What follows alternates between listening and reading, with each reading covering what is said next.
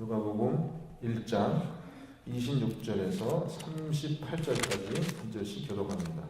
여섯째 달에 천사 가브리엘이 하나님의 보내심을 받아 갈릴리 나사렛이란 동네에 가서 다윗의 자손 요셉이라 하는 사람과 약혼한 처녀에게 이르니 그 처녀의 이름은 마리아라. 그에게 들어가 이르되 은혜를 받은 자여 평안할지어다 주께서 너와 함께 하시도다 하니 처녀가 그 말을 듣고 놀라 이런 인사가 어찌함인가 생각하매 천사가 이르되 마리아여 무서워하지 말라 네가 하나님께 은혜를 입었느니라. 보라 내가 잉태하여 아들을 낳으리니 그 이름을 예수라 하라.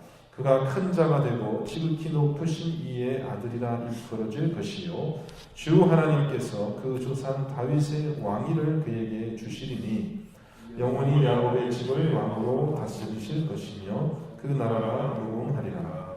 마리아가 천사에게 말하되 나는 남자를 알지 못하니 어찌 이 일이 있으리이까. 천사가 대답하여 이르되 성령이 내게 임하시고 지극히 높으신 이의 능력이 너를 덮으시리니 이러므로 나실 바 거룩한 이는 하나님의 아들이라 일컬어지리라. 보라 내 친족 엘리사벳도 늙어서 아들을 배었느니라. 본래 임신하지 못한다고 알려진 이가 이미 여섯째 달이 되었나니 대저 하나님의 모든 말씀은 능하지 못하심이 없느니라. 같이 있습니다. 마리아가 이르되 주여 여종이오니 말씀대로 내게 이루어지이다 하매 천사가 떠나가니라. 아멘. 말씀대로 내게 이루어지이다 라는 제목으로 말씀 증거하겠습니다. 말씀대로 내게 이루어지이다. 오늘 본문 26절은 여섯째 달에 이렇게 시작하고 있습니다. 시간의 흐름을 나타내는 그런 표현이죠. 이 말의 의미가 무엇인가, 무엇이 여섯째 달이 되었다는 것인가는 36절에 설명이 되어 있습니다. 36절 보시면은 보라 내 친족 엘리사벳도 늙어서 아들을 배었느니라. 본래 임신하지 못한다고 알려지니까 이미 6달이 되었나니. 그러니까는 지금 어제 우리가 본 말씀을 본 이 엘리사벳이란 여인에게 아이가 생긴 지 6째 달이 됐다라는 것이고요. 이 아이는 이제 요한을 얘기하죠. 세례 요한이 몸에 엄마의 배에 잉태한 지 6째 달이 된 때 이런 사건이 있었습니다. 어떤 사건이냐 하면은 이 천사 가브리엘이라는 사람이 다시 나타난 거죠. 요한의 엄마, 요한의 아버지 사가랴에게 나타났던 그 가브리엘이 이번에는 어디로 나왔냐 하면은 갈릴리 나사렛이라는 동네에 나타났습니다. 어제 본문에서는 사가랴에게서는 성전에서 나타났었거든요.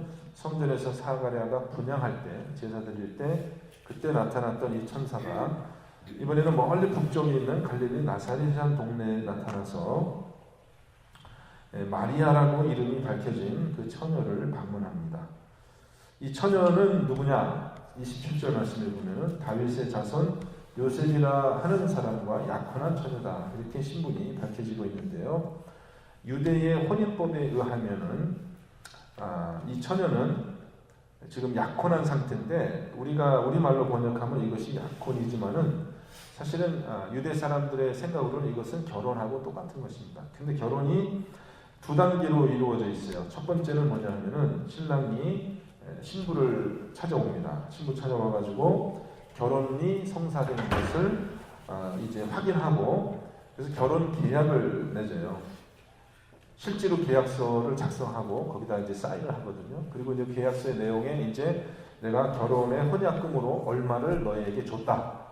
이런 영수증까지 거기다 첨부가 되는 겁니다. 그래서 이제 법적으로는 이미 그때 결혼 계약에 서약을 했기 때문에 이미 결혼이 된 거예요. 근데 그때 신랑 신부가 합방하지는 않은 겁니다. 합방하지는 않고 신랑이 다시 자기 집으로 돌아가요. 그래서 자기 집으로 돌아가서 보통 어느 정도 6개월에서부터 한 1년 정도의 시간이 경과할 때까지 기다리고 있다가 그 다음에 다시 신부의 집을 또 다시 방문하는 겁니다. 2차로. 그때는 이제 신부의 집에서 예식을 진행하고요. 결혼 예식을 진행하고 그 다음에 신랑과 신부가 동침하고 그 다음에 이제 신부를 다시 신랑의 집으로 데려오는 그렇게 돼서 결혼이 완성이 되는 거거든요. 그러니까 약혼했다라는 것은 결혼이 시작된 겁니다. 이미 결혼 생활이 시작된 겁니다. 물론 동침하지는 않지만요. 그래서 이 기다리는 동안 이 1년여 6개월에서 1년 동안 혹은 뭐 더 될 수도 있지만은 이 처녀가 지켜야 될 가장 중요한 이 혼인 계약의 내용은 뭐냐 하면은 이제 이 자기 남편에게 정혼한 사람으로서 처녀의 순교를 지키는 거죠. 그것이 제일 중요한 의무가 되겠고요. 이제 신랑은 자기 집으로 돌아가서 어떻게요? 이제 신부와 함께 결혼 생활을 할 수 있도록 모든 준비를 이제 하는 그 기간이 있습니다. 그래서 이게 처음에 시작부터 끝까지 이게 결혼입니다. 그래서 사실은 이 마리아는 사실은 결혼을 한 사람인데 아직 남자를 알지 못하는 그런 처녀다.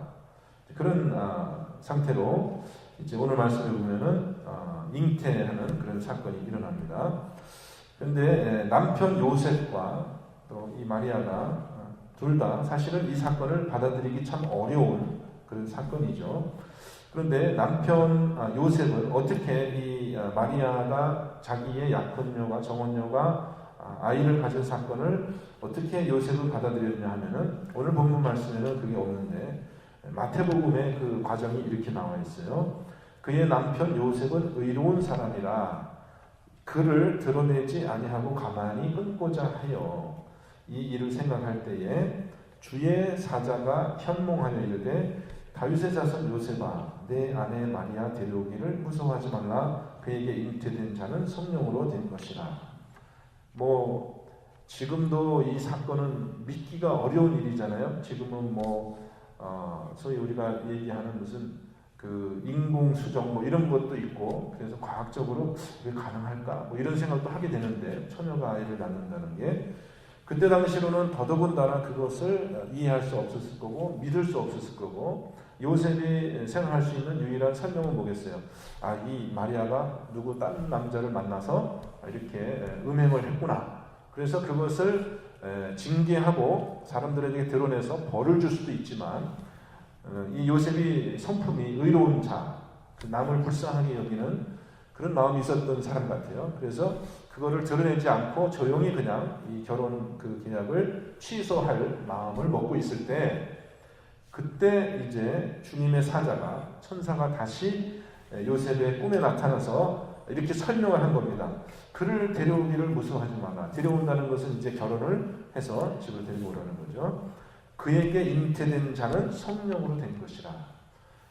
우리가 잘 이해할 수 없지만 어쨌든 하나님께서 천사를 보내셔서 요셉의 마음속에 그 성령으로 잉태된 거야 라고 설득을 했다라는 거, 설명을 해주셨다라는 것이고 그것을 요셉은 믿음으로 받아들였다는 것입니다. 그러니까 여러분 나중에 이제 이 마리아는 교회로부터 신의 어머니, 하나님의 어머니라는 위대한 그런 칭호를 받게 되는데 신약성경 어디를 봐도 신약성경에서는 마리아를 그렇게 신성시하고 있지 않습니다. 그리고 이 동정녀 탄생에 대해서 예를 들어서 사도 바울이나 다른 사도들도 전혀 신약성경에 대해서 언급한 게 없어요. 예수님이 동정녀 마리아에게서 나셨다. 예수님의 어머니가 있었다라는 것은 알려져 있지만은 예수님이 동정녀에게 처녀의 몸에서 났다라는 것에 대해서는 사도들이 입을 다물고 있습니다. 신약성경 어디에도 그런 언급을 하지 않고 있어요.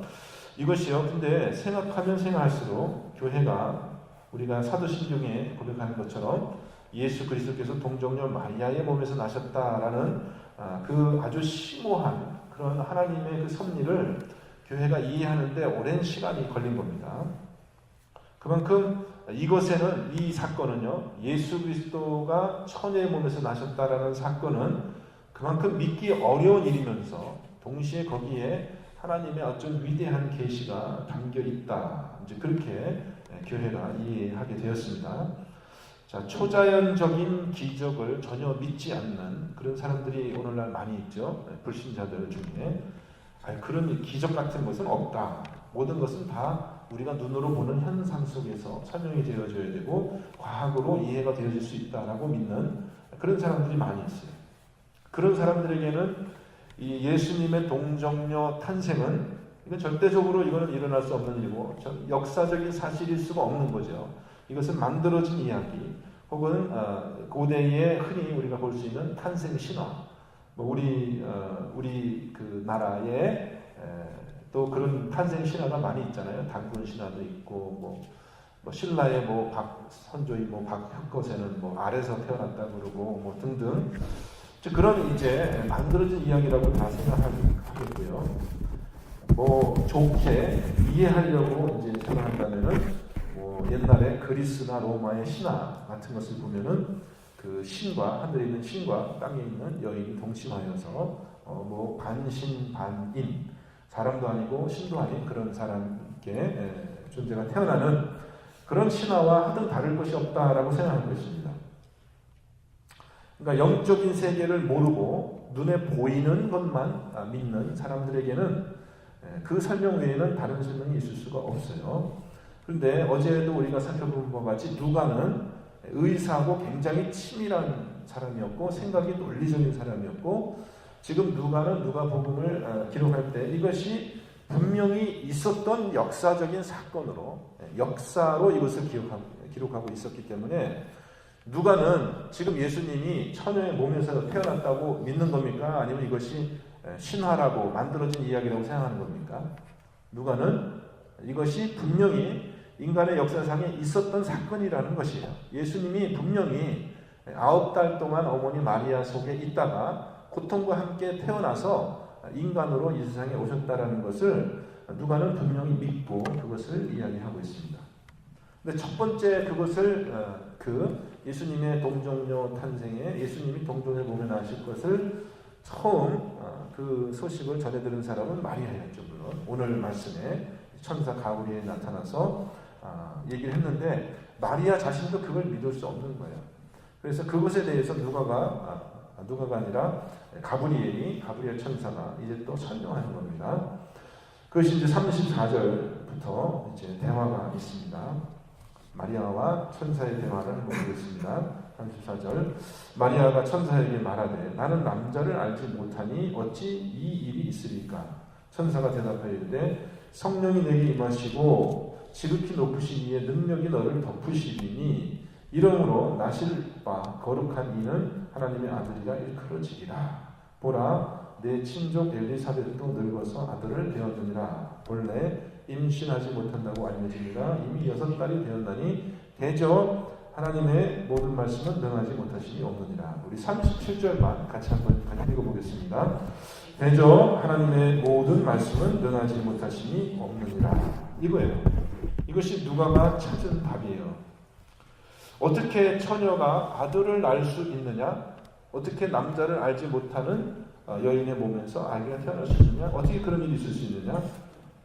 그런 일이 있을 수 없죠. 절대로 있을 수 없는 일인데, 그런데 있을 수 있는 그 가능성이 있다면 그것은 무엇이냐? 하나님의 모든 말씀은 능하지 못하심이 없느니라. 이겁니다. 이것이 저와 여러분의 신앙이에요. 우리는 얼토당토 않은 그런 무슨 말도 안 되는 허황된 그런 이야기를 믿는 것이 아니라 우리는 뭘 믿는 것이냐 하면은 하나님의 말씀의 능력을 믿는 거예요. 하나님이 말씀으로 이 세상을 만들었다. 말씀으로. 아무것도 없는 곳에서 하나님의 말씀으로 이 모든 것이 만들어졌다. 우리는 그것을 믿잖아요. 그렇다면 이 하나님의 말씀이 이루지 못할 것이 없는 것이죠. 그죠? 아무것도 없는 곳에서 이 우주 만물을 있게 하신 그 하나님의 말씀의 능력이 우리가 눈에 보이는 그 현상으로 설명할 수 없는 그런 모든 일들을 얼마든지 이룰 수 있다라고 그렇게 우리는 믿는 것입니다. 하나님의 말씀의 능력을 믿는 것입니다. 이것이 우리의 신앙인 것을 여러분 생각하고, 우리가 하나님께 기도하는 이유가 무엇입니까? 우리는 무슨 과학으로 설명할 수 없는 그런 이적을 바라고 우리가 기도하는 건 아니지만, 우리가 기도한다는 것의 의미는 무엇이냐면 우리는 하나님의 말씀의 능력을 믿는 것입니다. 믿는 것이에요.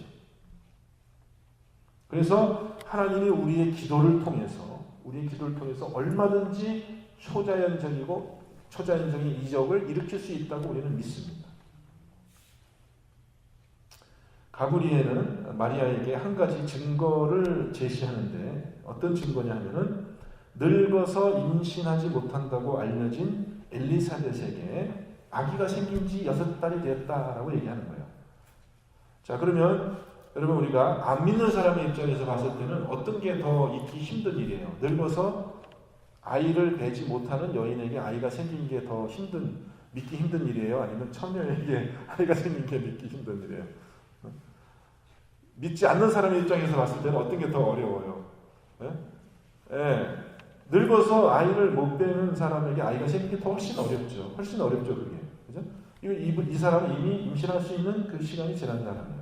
그렇지만은 처녀에게 임신이 되는 거는 뭐 인공수정도 있을 수 있고, 처녀가 아이를 뵈도 다 이유가 있다. 그런 속담도 있지만은 가능성이 있는 얘기란 말이에요. 그러니까 지금 마리아의 몸에 성령께서 아이를 주신 것도 신비한 그것이 이적이지만은 그런 이적이 또 있을 수 있다는 거예요. 얼마든지요. 그러니까 엘리사벳이 늙어서 아이를 갖게 된 것, 그것도 물론 그것은 정상적인 그런 임신의 그 과정이었지만 그것도 하나님께서 그렇게 하셨다라는 것입니다. 생명을 주셨다는 것입니다. 그래서 이제 그 다음 말씀을 보면은 그 얘기를 듣고 이제 마리아가 엘리사벳을 만나러 가잖아요. 그죠? 오늘 우리가 읽은 말씀 뒤에 보면은 이 39절에 이렇게 됐어요. 이때에 마리아가 일어나 빨리 산골로 가서, 그 빨리라는 말이 있잖아요. 마리아가 일어나서 지금 막 가는 모습을 막 그려주는 거, 현장감 있게 그려주고 있어요. 그죠? 이때에 천사가 그 말을 하자마자 마리아가 빨리 일어나서 산골로 가서 유대 한 동네에 누구에게 찾아가고 있습니까? 엘리사벳에게 찾아가고 있어요. 왜 갔겠어요, 여러분? 왜 빨리 일어나서 갔겠어요? 진짜 임신했나 안 됐나 확인하러 간 거죠. 그것을 확인해서 어떻게 해요? 그것이 확인이 되면은 그러면 나에게도 똑같이 하나님께서 아이를 주시겠구나. 이제 그런 시제는 여러분 에베소서 5장 말미에 보면은 바울은 결혼의 비밀이 교회와 그리스도의 관계에 대한 것이다 이렇게 얘기해요. 남편과 여자가 둘이 각각 부모를 떠나서 그러므로 이 남자가 부모를 떠나서 여자와 한 몸을 이룰지라. 이 결혼에 대해서 이야기하시면서 에베소서 5장 32절에 보면 이 비밀이 크도다. 나는 그리스도와 교회에 대하여 말하노라. 만일 교회와 그리스도가 결혼 관계에 있다면요, 여러분 아까 우리 유대인의 결혼법에 의하면 아까 얘기했죠. 약혼이 있었고 또 이제 있다가 신랑이 돌아와서 이렇게 결혼하는 그런 유대인의 결혼 풍습으로 이제 생각을 해보자면. 교회와 지금 그리스도 예수님은 결혼한 관계인데 그 중에 어느 관계에 있을까요? 약혼을 한 상태일까요? 아니면 결혼을 다 끝낸 상태일까요? 그리스도와 교회의 관계가 어느 정도의 그죠? 결혼이 오래 걸리니까 예수님께서 마지막 제자들하고 만찬을 나누시면서 우리가 잘 아는 말씀 요한복음 14장에 이렇게 얘기를 하거든요. 너희는 마음에 근심하지 말라. 하나님을 믿으니 또 나를 믿으라. 내 아버지 집에 거할 곳이 많도다. 그렇지 않으면 너희에게 일렀으리라. 내가 너희를 위하여 거처를 예비하러 가노니 가서 너희를 위하여 거처를 예비하면 내가 다시 와서 너희를 내게로 영접하여 나 있는 곳에 너희도 있게 하리라. 예수님이 지금 어디로 가신다고 그래요? 어디로 가신다고 그래요? 조금 전에 제가 읽어드렸는데 아버지 집으로 가고 계시거든요. 가서 왜 간다는 거예요? 가서 거처를 마련하고 거처가 예비되면 어떻게 해요? 다시 와서 내가 너희를 데리고 가서 거기 나와 함께 있게 하겠다. 이렇게 얘기를 하거든요. 이거는 분명하게 이것은 지금 결혼의 비유로 말씀하시는 거예요. 결혼의 비유로. 지금 예수님이 뭐라고 얘기하시는 겁니까? 내가 이제 너희들과 함께 지금 이게 먹고 마시는 그 자석이었잖아요. 그래서 예수님께서 이게 내 피로 맺는 뭐라고 했어요? 새 언약이라 했는데 이 새 언약이 뭐예요? 이게 결혼 계약이라는 겁니다. 결혼 계약을 맺는 거예요. 그래서 예수님이 이제 자기가 우리가 아까 혼인 예물이라고 했죠. 보통 우리가 결혼할 때 주는 지참금, 여자로서는 지참금이라고 할 수 있고 남자로서는 혼약금인데 예수님께서 이제 자기의 몸을 이 결혼의 그 계약의 예물로 내가 확실하게 너하고 결혼하겠다라는 그 보증으로 당신의 그 피로 당신의 생명을 다 주어서 결혼 계약을 완성시키는 겁니다. 완성시키고 아버지 집으로 가서 거처를 예비하시고 다시 오시겠다, 이렇게 약속을 하세요.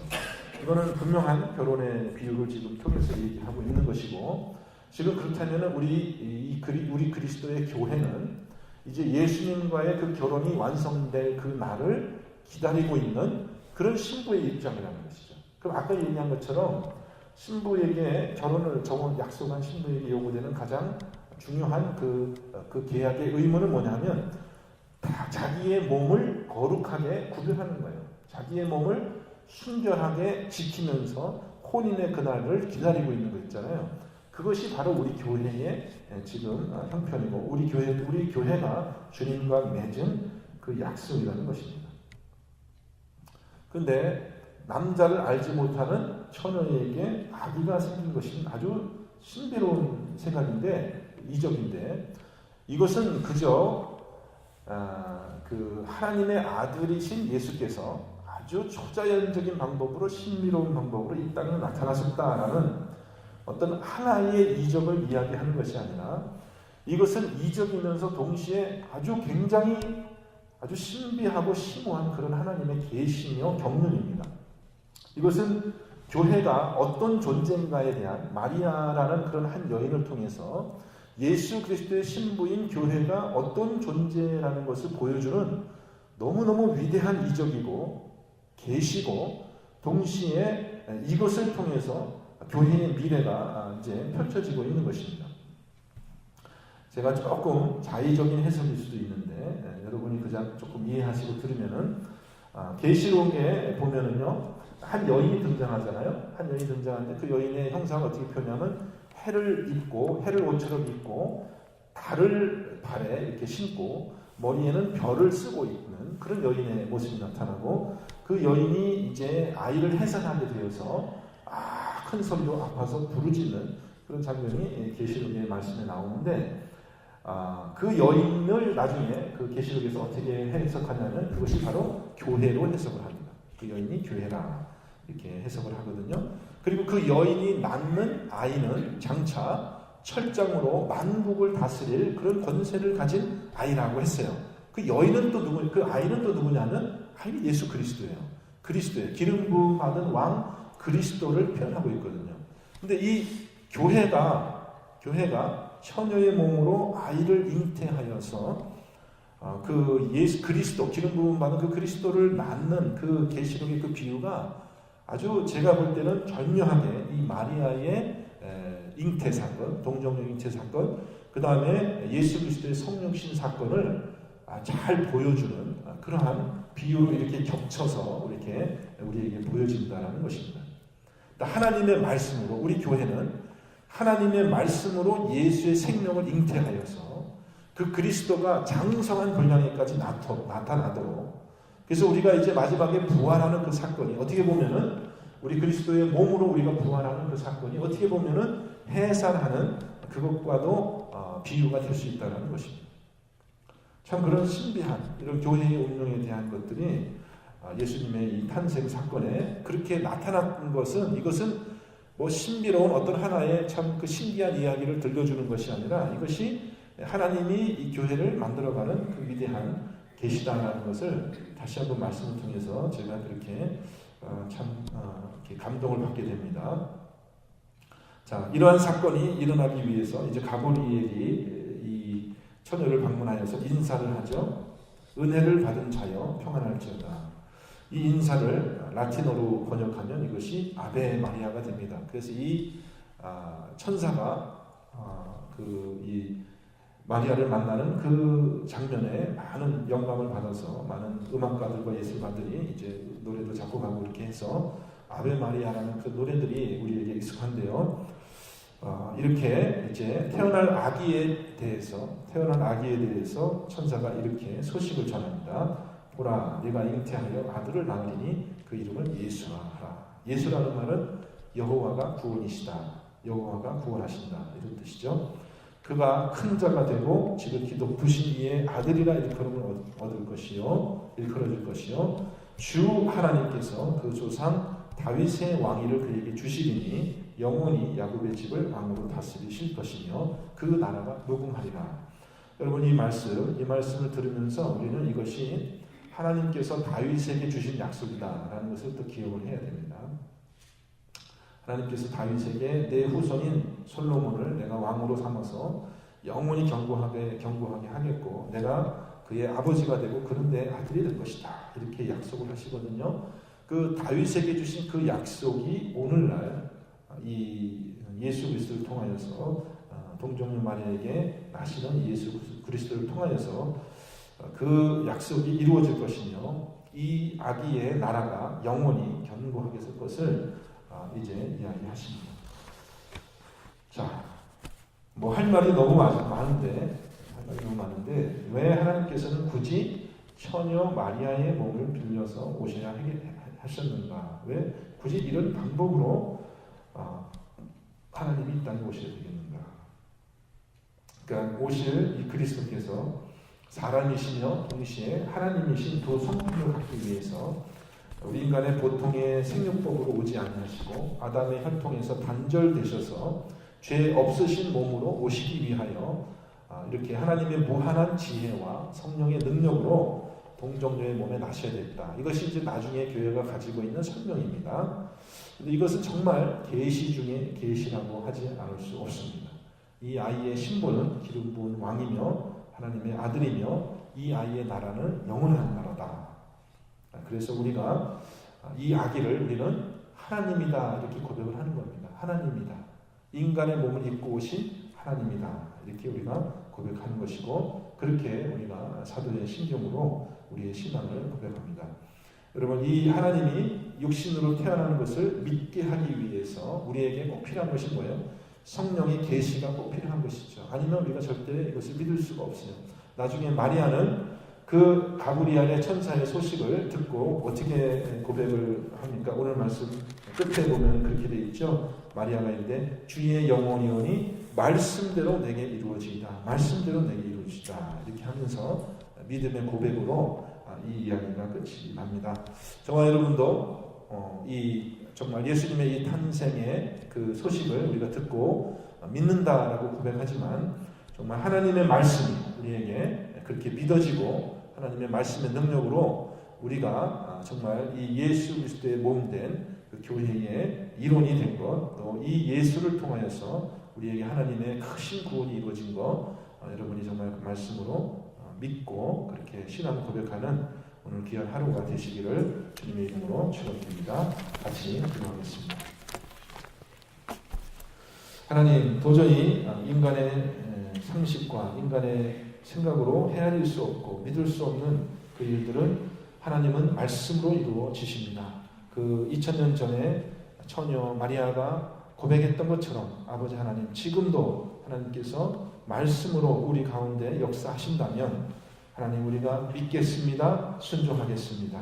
그 믿음으로 오늘 하루 저희들이 하나님의 말씀을 듣고 순종하는 삶을 살게 하여 주시며 우리의 삶의 모든 영역에서 하나님의 영광이 드러나며 하나님의 말씀이 열매 맺는 귀한 하루가 되게 하여 주옵소서. 하나님의 말씀의 은혜에 감사드리며 예수 그리스도 이름으로 기도합니다. 아멘.